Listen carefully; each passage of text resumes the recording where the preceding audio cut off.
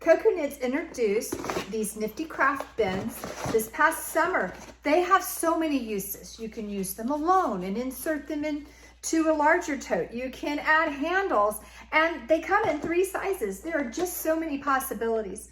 What is really cool about these bins is that they are made from machine washable craft paper fabric and are a blank canvas for creativity.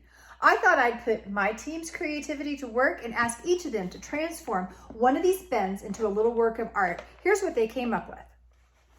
Lori wet the bin and kept it damp as she worked. Using paint and stencils for the background, she created this cool dragonfly stamp with black ink and a clear embossing powder. The dragonfly got a bit cattywampus. She wanted it to be positioned a bit lower and tilted more, but it can be a bit awkward trying to stamp on a curved soft surface. I think it turned out just great. Jeannie pulled out her crochet hook, of course, and attached colorful sunflowers. She made small holes around the upper rim and attached a crochet edging. Super fun. Jennifer created this cute applique floral design using ribbon and buttons. There's a lovely lacy ribbon along the upper edge. Everything was hand sewn, and the craft paper made this a bit of a struggle, but the results totally worth it. Carrie showed off her embroidery skills, creating these concentric gradient circles. So cool.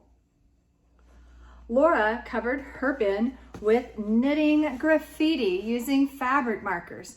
The upper and lower edge are surrounded by a colorful yarn braid and a fun daisy trim.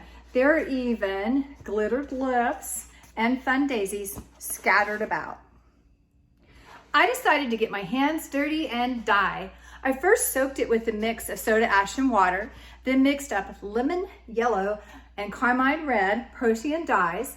I first dipped the upper edge in a big bowl of yellow, gradually squishing it down into the bowl. I flipped it over and heavily doused the bottom with red dye, letting it drip down the sides.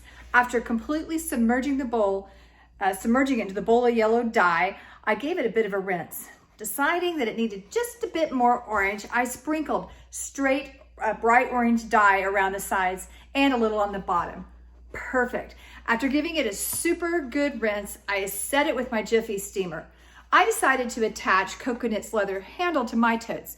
Jeannie helped me poke the holes for the handles with our crocodile. I don't think they trust me with scrapbooking tools. Maybe we've inspired you to get crafty with the Coconut's craft bin. If you are going to adorn or embellish one, the key is to get it very wet first. It softens the paper fabric and makes it a lot easier to work with.